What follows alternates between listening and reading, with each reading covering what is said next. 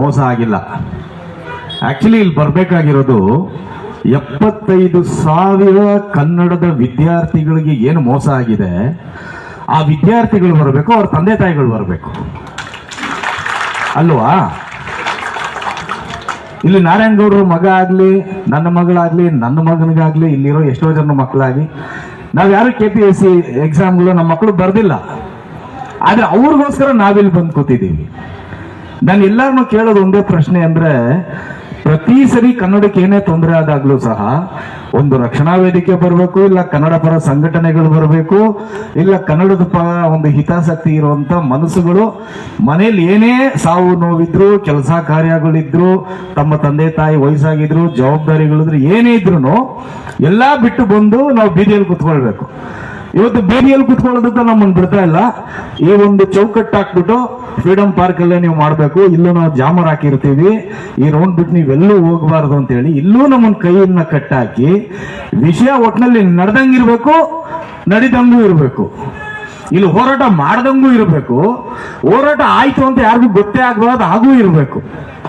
ಎಂತ ಚಾಣಾಕ್ಷತನದ ಒಂದು ನಿರ್ಧಾರಗಳು ನಾವು ತಗೋತೀವಿ ಅಂದ್ರೆ ನಮಗೊಂದೊಂದ್ಸರಿ ಅನ್ನಿಸ್ಬಿಡ್ತದೆ, ಇದು ನಾವು ಕರ್ನಾಟಕದಲ್ಲಿದ್ದೀವ ಅಥವಾ ನಾವು ಯಾವ್ದೋ ಬೇರೆ ರಾಜ್ಯದಲ್ಲಿದ್ದು ಕರ್ನಾಟಕಕ್ಕೋಸ್ಕರ ಹೋರಾಟ ಮಾಡ್ತಾ ಇದ್ದೀವ ಅಂತ ಅನ್ನಿಸ್ಬಿಡುತ್ತೆ. ಇವತ್ತು ಕನ್ನಡಕ್ಕೋಸ್ಕರ ಹೋರಾಟ ಮಾಡೋರು ಯಾರೇ ಇದ್ರು ಸಹ ಟೆರರಿಸ್ಟ್ಗಳ ತರ ನಮ್ಮ ಮೇಲೆ ಕೇಸ್ಗಳು ಬರ್ತವೆ. ನಾವ್ ಯಾರು ಹೊರ ದೇಶಕ್ಕೆ ಹೋಗುವಾಗಿಲ್ಲ, ಇವ್ರ ಪರ್ಮಿಷನ್ ಇಲ್ಲದೆ ಎಲ್ಲೂ ಹೋಗುವಾಗಿಲ್ಲ. ಈ ರೀತಿ ಏನಂದ್ರೆ ಇಲ್ಲಿ ಪಾಪ ನಮಗೋಸ್ಕರ ಪೊಲೀಸ್ ಅವರು ಇದ್ದಾರೆ, ಅವರು ಸಹ ಊಟ ಮಾಡಿದಾರೋ ಇಲ್ಲವೋ ಈ ಬಿಸಿಲಲ್ಲಿ ನೋಡಿ ಅಲ್ಲಿ ಮರದ ಕೆಳಗಡೆ ಕುತ್ಕೊಂಡು ಅವರು ಪಾಪ ನಮ್ ತರಾನೇ. ನಾವೇನೋ ಹೋರಾಟ ಮಾಡ್ತೀವಿ ಅಂದ್ರು 4-5 ಜನ ಪೊಲೀಸರು ರಕ್ಷಣೆ ಕೊಡ್ತಾರೆ. ಅವ್ರ ಮೇಲಧಿಕಾರಿಗಳು ಏನಿರ್ತಾರೆ ಅವ್ರು ಆರ್ಡರ್ ಮಾಡಿ ಬಿಟ್ಬಿಡ್ತಾರೆ ಅಷ್ಟೇ. ಇವತ್ತು ಅವ್ರದ್ದು ನಮ್ದೇ ಪರಿಸ್ಥಿತಿನೇ. ಇವತ್ತು ಅವ್ರ ಮಕ್ಕಳು ಸಹ ಯಾರೋ KPSC ಎಕ್ಸಾಮ್ ಬರ್ತಿರ್ಬೋದು. ಸ್ವಾಮಿ, ನಿಮಗೋಸ್ಕರ ನಾವು ಹೋರಾಡ್ತಾ ಇರೋದು, ನಿಮ್ಮ ಮಕ್ಕಳಿಗೋಸ್ಕರ ನಾವು ಹೋರಾಡ್ತಾ ಇರೋದು. 75,000 ಕನ್ನಡದ ಭವಿಷ್ಯಕ್ಕೋಸ್ಕರ, ಭಾರತದ ಭವಿಷ್ಯಕ್ಕೋಸ್ಕರ ಹೋರಾಡ್ತಾ ಇರೋದು.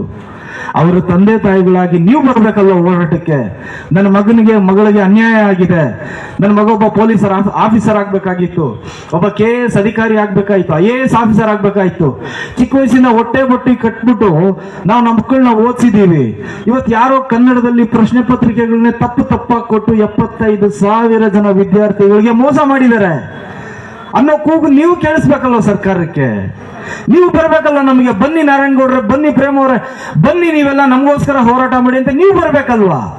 ಅಂತದ್ದು ಇಲ್ಲೇನು ಆಗ್ತಾ ಇಲ್ಲ. ಎಲ್ಲಿದ್ದಾರೆ 75,000 ಜನ? ಇಲ್ಲಿ ಯಾರಿಗೋಸ್ಕರ ಹೋರಾಟ ಮಾಡ್ತಾ ಇದೀವಿ ನಾವು? ಏನಿದೆ ಅಂತ ಅರ್ಥ ಆಗದೆ ಇರುವಂತ ಒಂದು ಪರಿಸ್ಥಿತಿಯಲ್ಲಿ ಯಾವತ್ತು ನಾವು ಸೋಷಿಯಲ್ ಮೀಡಿಯಾ ನೋಡಿದಾಗ ಯಾರು ಬರೀತಾರೋ ಯಾರು ಬಿಟ್ಟಾಗ್ತಾರೋ ಗೊತ್ತಿಲ್ಲ. ಸುಮ್ಮನೆ ಒಂದು ವ್ಯಾಖ್ಯಾನವನ್ನ ಒಂದು ಬರೆದ್ಬಿಡೋದು, ಒಂದು ಕಮೆಂಟ್ಸ್ಗಳನ್ನ ಬರೆದ್ಬಿಡೋದು. ಏನ್ ಈ ತರ ಒಂದು ಕನ್ನಡದ ಹೋರಾಟ ನೀವು ಮಾಡ್ಲಿಲ್ಲ, ನಾವು ಮಾಡ್ಲಿಲ್ಲ, ಅದು ಮಾಡ್ಲಿಲ್ಲ, ಇದು ಮಾಡ್ಲಿಲ್ಲ, ಯಾವುದೇ ಒಂದಾದ್ರೂ ನೀವು ಬರ್ಲಿಲ್ಲ, ರಕ್ಷಣಾ ವೇದಿಕೆ ಅಂತ ಇಟ್ಕೊಂಡಿದಿರಲ್ಲ, ಈ ಹೋರಾಟಕ್ಕೆ ಯಾಕೆ ಇಳಿಲಿಲ್ಲ, ಇದಕ್ಕೆ ಯಾಕೆ ಬರಲಿಲ್ಲ ರೀ? ಅವ್ರನ್ನ ನಾರಾಯಣಗೌಡ್ರನ್ನ ಲಾಸ್ಟ್ ಟೈಮ್ ಅಲ್ಲಿ ಒಂದು ಕನ್ನಡದಲ್ಲಿ ನಾಮಫಲಕ ಹಾಕ್ಬೇಕು ಅಂತ ಹೇಳಿ ಹೋರಾಟ ಮಾಡಿದಾಗ ಅದಕ್ಕೆ ವಿರುದ್ಧವಾಗಿ ಇದ್ ಮಾಡಿ ಇಷ್ಟು ಜನ ಎತ್ಕೊಂಡೋಗಿ ಜೈಲಲ್ಲಿ ಹಾಕಿದ್ರು. ನಾನು ಹೋಗಿ ನೋಡಿದಾಗ ನನಗೆ ಬೇಜಾರಾಗಿದ್ದೇನೆಂದ್ರೆ, ಈ ವಯಸ್ಸಿನಲ್ಲಿ ಅವ್ರು ಹೋರಾಟ ಮಾಡ್ತಿದ್ದಾರೆ, ಅವ್ರು ಜೈಲಿಗೆ ಹಾಕಿದ್ದಾರೆ, ಅವ್ರು ಕರೆಕ್ಟ್ ಆಗಿ ಮೆಡಿಕೇಶನ್ ಕೊಟ್ಟಿಲ್ಲ, ಸರಿಯಾದ ಊಟ ಕೊಟ್ಟಿಲ್ಲ. ಅಲ್ಲಿ ನಾನು ಹೋಗಿ ಮಾತಾಡ್ಬೇಕಾದ್ರೆ ಕೈ ಕಲ್ಲೆಲ್ಲ ಗಡಗಡ ಗಡಗಡ ಗಡ ಅಂತ ನಡಕ್ತಾ ಇದೆ. ನಾನು ಅದನ್ನೇ ಕೇಳಿದೆ, ಗೌಡ್ರೆ ಯಾವ ಪುರುಷಾರ್ಥಕ್ಕೋಸ್ಕರ ನೀವು ಬಂದು ಜೈಲಲ್ಲಿ ಇದ್ದೀರಾ? ಈ ಹೋರಾಟ ಯಾರು ಮಾಡ್ಬೇಕಾಗಿತ್ತು? ಯಾರಿಗೋಸ್ಕರ ಮಾಡ್ತಾ ಇದ್ದೀರಾ? ನೀವು ನಿಮ್ಮ ಹೆಂಡತಿ ಮಕ್ಕಳಿಗೋಸ್ಕರ ಹೋರಾಟ ಮಾಡ್ತಾ ಇದ್ದೀರಾ? ನಿಮ್ ಸ್ವಂತಕ್ಕೋಸ್ಕರ ಹೋರಾಟ ಮಾಡ್ತಾ ಇದ್ದೀರಾ? ಇಲ್ಲ, ಕರ್ನಾಟಕ ಜನತೆಗೋಸ್ಕರ ಹೋರಾಟ ಮಾಡ್ತಾ ಇರೋದು, ಕನ್ನಡಕ್ಕೋಸ್ಕರ ಹೋರಾಟ ಮಾಡ್ತಾ ಇರೋದು. ಯಾರು ಬಂದಿದ್ದಾರೆ ಇವತ್ತು ನಮ್ಮನ್ನ ಟೆರರಿಸ್ಟ್ಗಳ ತರ ಎತ್ಕೊಂಡೋಗಿ ಜೈಲುಗಳಿಗೆ ಹಾಕ್ತಾರೆ ಅಂದ್ರೆ ಏನರ್ಥ ಇದು? ಯಾವತ್ತೂ ಒಂದು ಅದನ್ನ ಸೋಷಿಯಲ್ ಮೀಡಿಯಾದಲ್ಲಿ ಹೇಳ್ತೀನಿ, ಕನ್ನಡದ ಚಿತ್ರ ನಟ ನಟಿಯರು ಯಾವುದಕ್ಕೂ ಹೋರಾಟಕ್ಕೆ ಬರಲ್ಲ. ಯಾಕೆ? ಹೋರಾಟ ಮಾಡೋ ಹಕ್ಕು ನಿಮಗಿಲ್ವಾ? ನೀವು ಬರಬಾರ್ದಾ? ಇವತ್ತು ಯಾರು ಕನ್ನಡದ ಚಿತ್ರ ನಟ ನಟಿಯರ ಮಕ್ಕಳಿಗೆ ಮೋಸ ಆಗಿದೆಯಾ? ನಿಮ್ಮ ಮಕ್ಕಳಿಗೆ ಮೋಸ ಆಗಿದೆಯಾ?